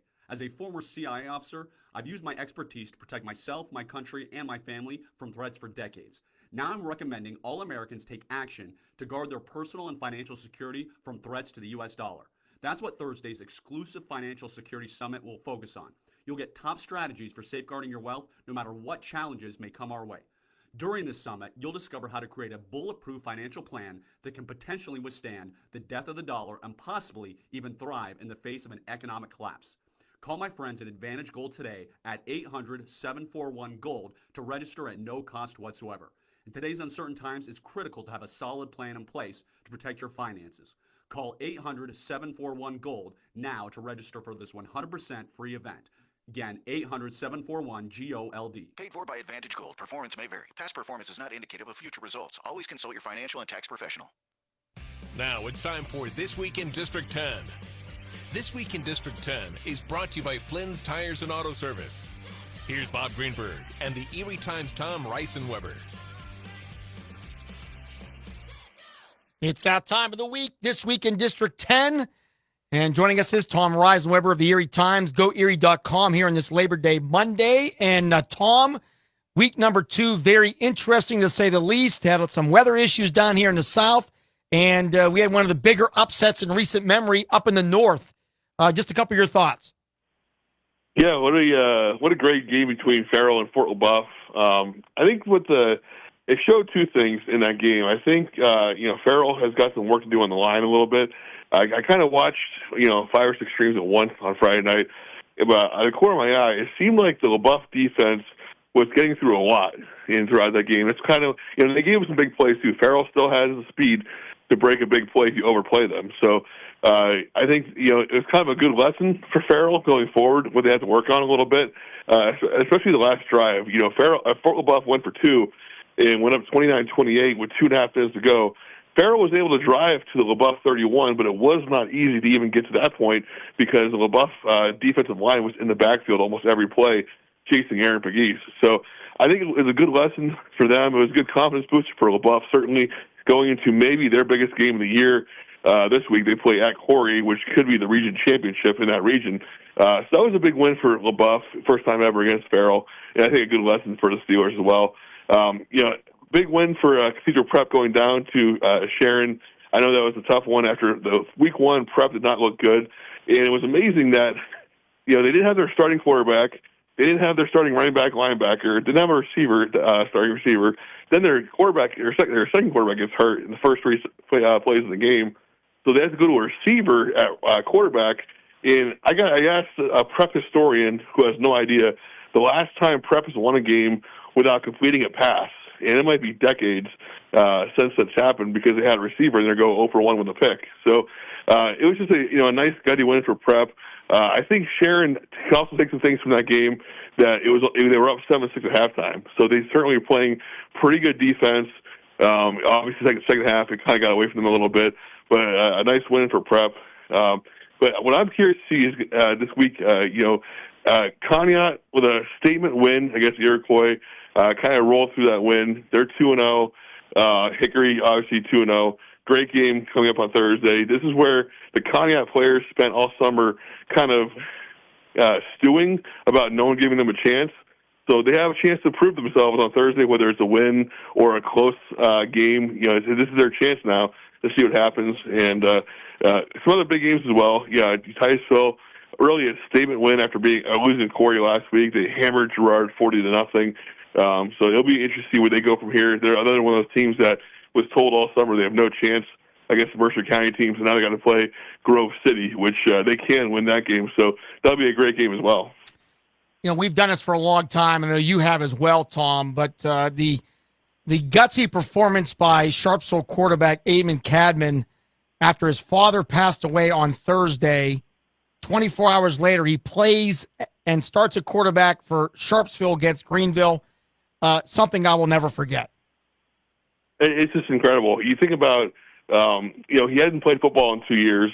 The one thing that's, convincing him to play is his friends and his family. And I'm sure he meant so much to his family that he's playing this year, including his dad.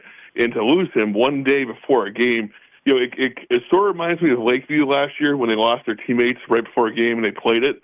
But it's even more intimate with losing your dad, which I can't imagine what he was going through that night and then going through it in the game. When he threw a touchdown pass to tie the game, I almost got chills that he's leading his team in this game right now.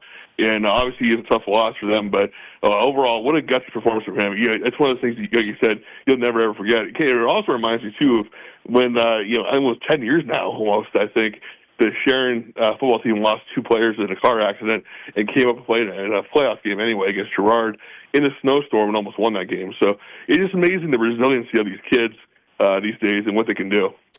2 teams that have surprised me a little bit, I'm sure you a little bit, 2 of the 4 undefeated teams still left in Mercer County, the Reynolds Raiders and the Lakeview Sailors. Just a thought about these two programs. Yeah, when I went to Reynolds training camp, it is some things are going well. Obviously they have a big class coming up that's pretty good, but it seemed like just there was a little disorganization. They weren't kind of gelling, but what a way to start the season with 2 quality wins. It really tells you what kind of culture that Josh Mull has built there, that no matter who they lose or how poorly things are going early on, they're still going to win games. And it's just amazing to watch them. And really have a pretty good chance going to 3-0 this week. So we'll see what happens there. But what an outstanding start for Reynolds with really low expectations coming into the season. And, Lakeview, what a job they're doing right now. Blake Reddick, incredible start to their season. Obviously depth is a big issue there. So as long as they stay healthy, they are definitely one of the teams to beat in 1A. It's just if you lose that major player to an injury, you could be in some trouble. But I think the 1A race is very interesting right now. Obviously, Wilmington and Greenville coming down, both playing well. Cambridge Springs playing well. They're the only team in D10 that has not allowed a point yet this season. Obviously, Lakeview playing well. You have Reynolds playing well. The 1A playoffs probably will be the most entertaining bracket in D10. I know there's some really top-flight programs and teams in District 10. Hickory, Prep, McDowell, and now General McLean is playing at a very high level. Who's the best team right now from your perspective, Tom? That's a very good question. It's hard for me to. If I had to guess right now, based on just pulling out a road win last week, I'd have to say Prep. I think they're a better team than McDowell. They were missing 3 of their best players in that win over Sharon and lost one of their backup players during that game. It's tough because, Hickory beats Farrell, so Hickory's definitely there. So is Hickory better than Prep? If Prep is 26 points better than Sharon, I don't know. I'd love to see those 2 teams play because I think it'd be a great game. I think we'll find out more when Sharon plays Hickory. I think right now I would take Prep in most games than McDowell. But I think there's probably the teams you named are probably all right there. It's not much of a separation this year at all, I don't think. Gerald McClain's a very interesting team to me. They're very senior heavy. The Twins at quarterback and wide receiver are playing really well. They're setting all kinds of school records in passing and receiving. Their offensive line is all seniors. They're really loaded. They got some big games coming up. I think right now, even though Meadville is playing well, I think McLean's got to be the favorite in 4A. I would have loved to see them stay 3A one more cycle to see what they could have done against Hickory and Sharon. I think those would have been epic playoff games this year. So it's unfortunate they're in 4A, but I think overall some great football being played right now. A couple very interesting games Friday night. Grove City heads to Titusville, game we have on the radio. Grove City 2-0, but seem very vulnerable, and they're taking on a Titusville team that's feeling pretty good about themselves. Yeah, Titusville is their home opener. A tough loss going to Corey last week and losing by a touchdown. Coach Reynolds mentioned that they did some really poor things on the offensive line during that game. Really a nice bounce-back win on Saturday. Completely dominated Girard on their home field. The offensive line was dominant. Jackson Koval is one of the best players in District 10 overall. He had a hand in 5 touchdowns, ran for 3, caught a deep one, and threw a deep one. First time he's ever thrown a touchdown pass in his life. So they're firing all cylinders right now. It's kind of a homecoming. Sam Mowry, he used to be a Titusville guy. So it's going to be a very interesting atmosphere. I think this is one of those games where they feel a lot of confidence going in Titusville, and they're kind of sick of hearing about how they have no chance in the region this year. And, if they can win this game, I think that it cements them at least third place in that region and, see what they do against Hickory and Sharon. But they're definitely a 3A team to worry about this year. Greenville has not really been a factor recently when it comes to region and or district playoff play. And they're coming off a solid win, and now they take on the defending 1A champs Cambridge Springs on the road. This could be a welcome to the party game if Greenville can go up there to win.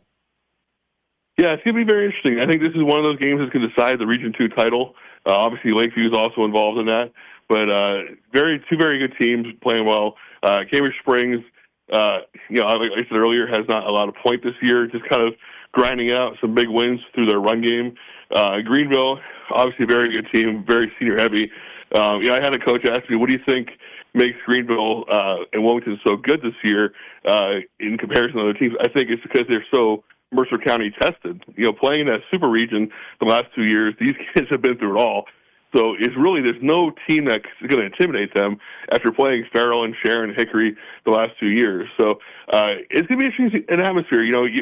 Cambridge Springs, grass field. It's not the most even field. When you walk it, it's kind of a really old school, county kind of school where the grass field, you got to really man up and play on. No turf field there. So a Saturday night game, it's going to be a very interesting atmosphere and a very key game, not only for the region race, but this is a huge game when it comes to possible seeding in the 1A playoffs. Tom, we appreciate your time here on Labor Day. Have a great week, and we look forward to chatting with you next Monday. All right, thanks a lot, Bob. All right, Tom Reisenweber of the Erie Times. Great insight as always. And now, per tradition, let's jump into week number 2 with our high school football review, Hugh. Okay, Bob, and let's start with Friday night. University Prep of Pittsburgh made the rather long trip to Hickory and got smacked around pretty good. The final score, Bill Dungy's Hornets 34, Prep 14. Final score was 40-14. 40-14. Where are you getting these scores from? That's not even a final score. No. Hickory had 439 total yards on Friday night.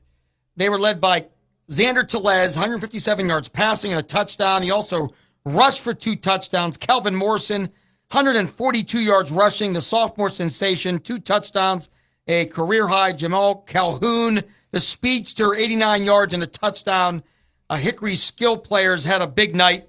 Hickory defense limiting University Prep to 155 yards. Hickory 40, University Prep 14. Grove City hosted Fairview Friday night. Fairview made the long trip down, and Grove City beat them. Sam Mowry's team, 13-6 in a defensive struggle. And Grove What's City, that score right? That score is right. That is good. A turning point play again by Nathan Greer. Grove City down 3-0, late second quarter. Fairview's driving. inside their 10. Nathan Greer, 94-yard fumble recovery for a touchdown. Grove City goes up 6-3, and they end up winning. Jackson Wilson, another big game, 135 yards rushing for the Grove City Eagles. And Grove City goes to 2-0 for the first time since 2019. The Greenville Trojans hosted longtime rival Sharpsville Friday night, and the Trojans beat the Blue Devils. Both teams are now 1-1, 25-13 Greenville, the final. Yeah, we just talked about Aiden Cadman, the unbelievable story, father passing away. He started 24 hours later for Sharpsville, 140 yards passing and a touchdown. It wasn't enough. Greenville, big running night, 225 yards on the ground.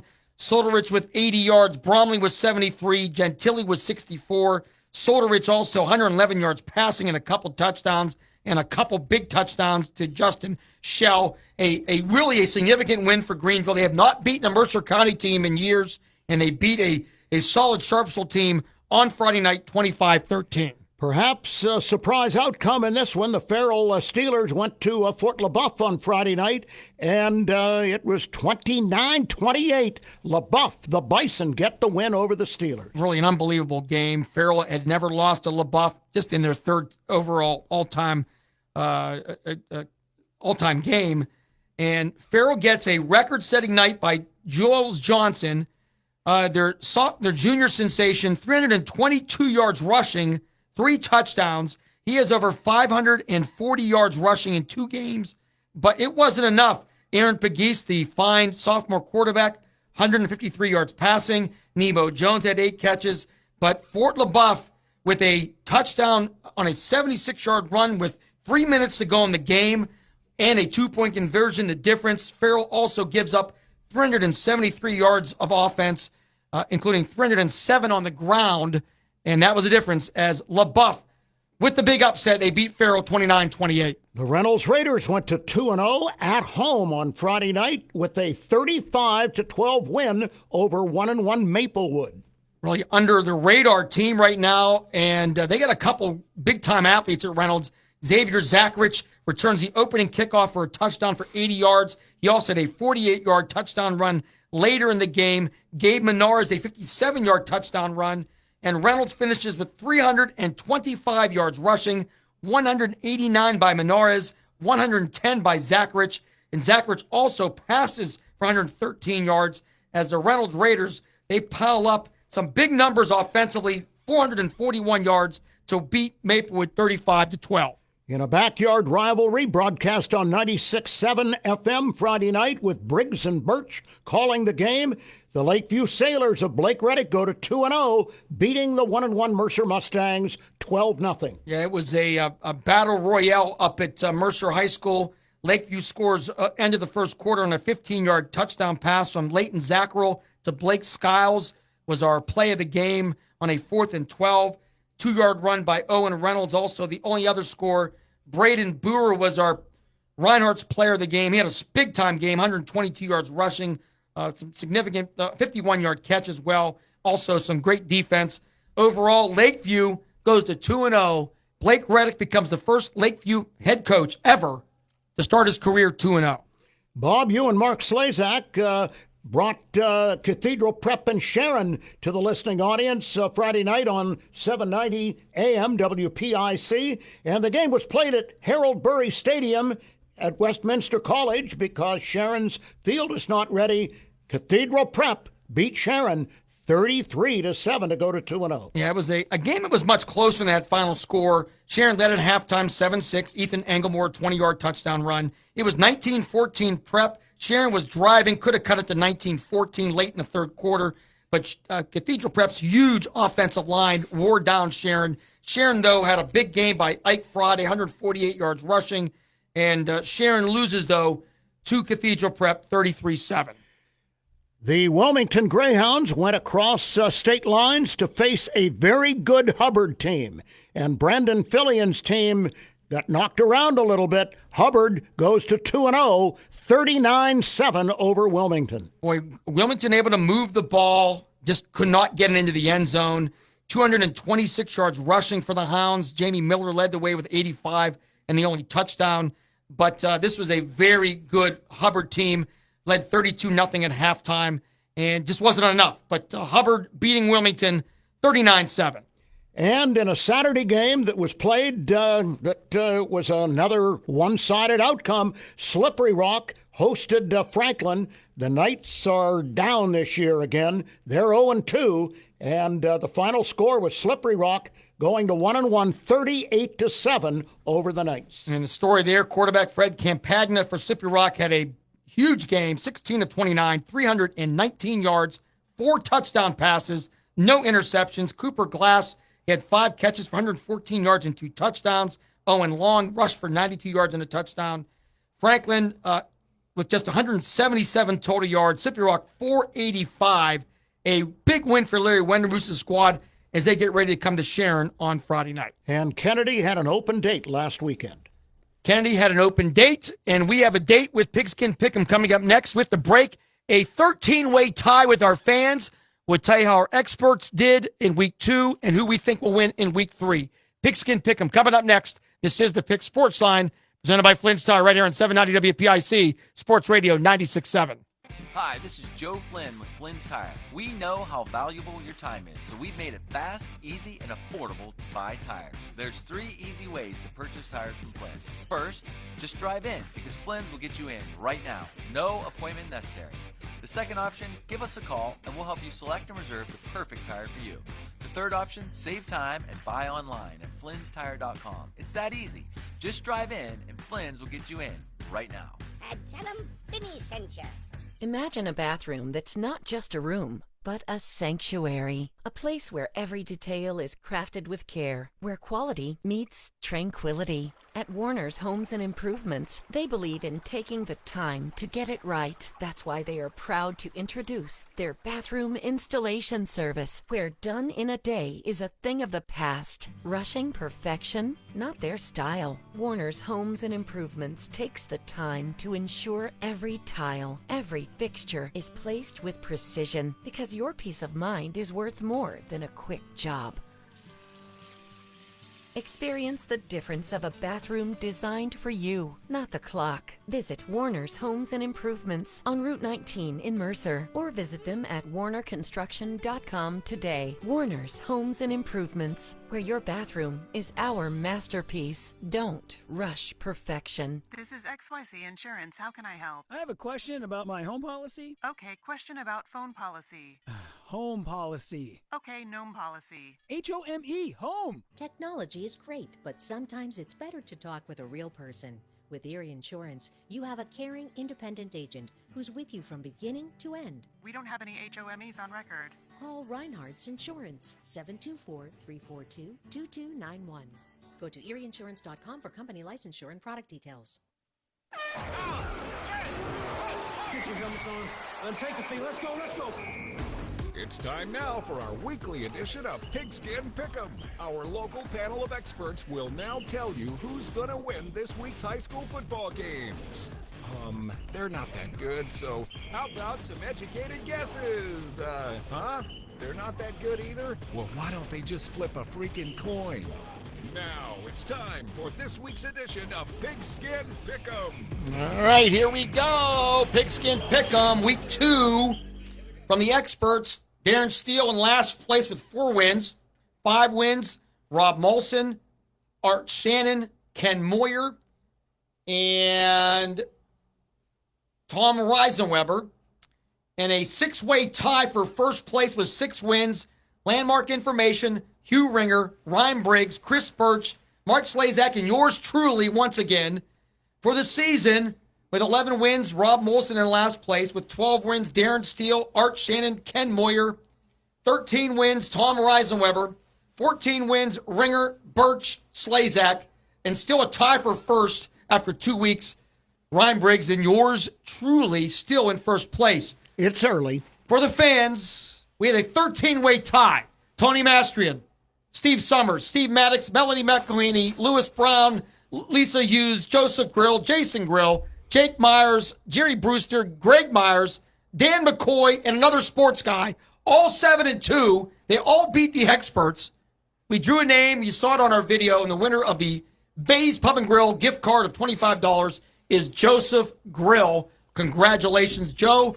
You can sign up today to play in Week 3. Here are our predictions for Week 3. Okay, and let's begin with a Thursday night game that will be on 790 WPIC. Mark and Broad will bring it to you live. Conneaut comes to Hickory to play the 2-0 Hornets. 2-0 Conneaut, best start in a while. 2-0 Hickory. It's a region night, Thursday night game.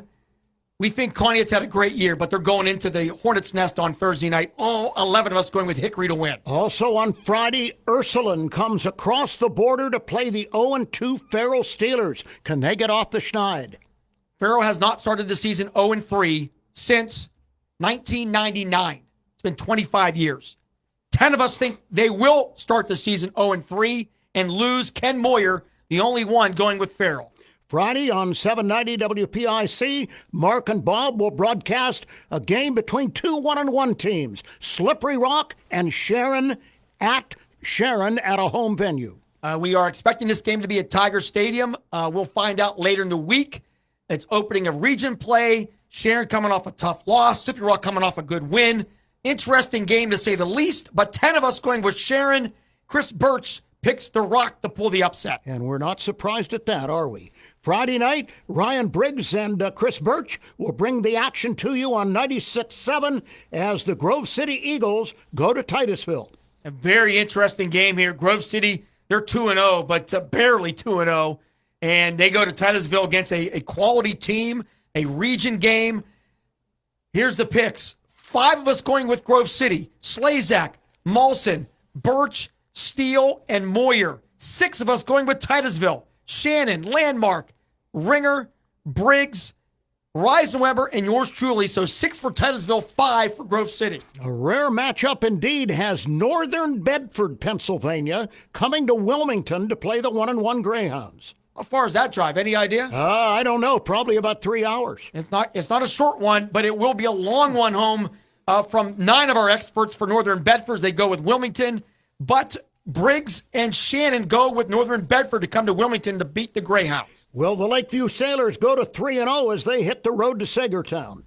All 11 of us think Blake Reddick and his Lakeview Sailors will get off to a 3-0 start and will win against Sagertown. The Reynolds Raiders 2-0 will come to Mercer to face the 1-1 Mustangs. What a story Reynolds has been.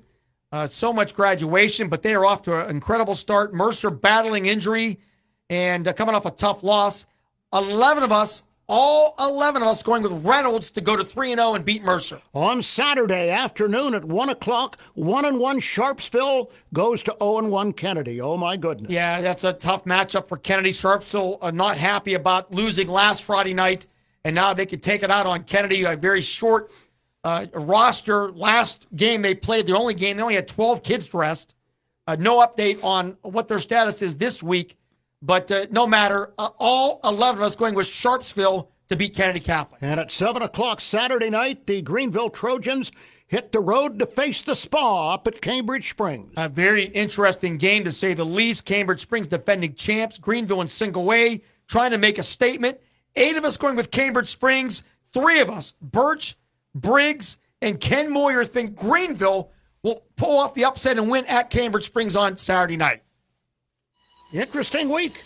Interesting week, to say the least. We have games on Thursday night. Hickory Conneaut on 790. On 96.7, we have the NFL opener with Kansas City and Baltimore. On Friday night, Warner's Homeland Improvement, Pigskin Preview Show, and Scoreboard Show to 11. Then we have Sharon and Slippery Rock, Grove City, and Titusville. Big region games Thursday and Friday night. We are off Saturday. We have Pitt Panther football in the afternoon as well. So it should be a great weekend again here of high school football. It will. And the Steelers open in Atlanta on Sunday. Next Monday, we will dissect it all. Steeler football, Pitt football, high school football is back. We appreciate you tuning in. Hope you had a great Labor Day wherever you went. Canfield Fair, Stone Barrel Fair, Buell Day. Congratulations to my mother, Renee McIntyre, being honored at Buell Day today. It was a great honor for the family. On behalf of you, Flynn's Tire and Auto Service, I am Bob Greenberg. Have a great week, everybody. You're listening to News Talk 790 WPIC Sharon, Hermitage, and Sports Radio 96.7 WLLF Mercer, Hermitage, a Cumulus station. This is a Radio PA news update.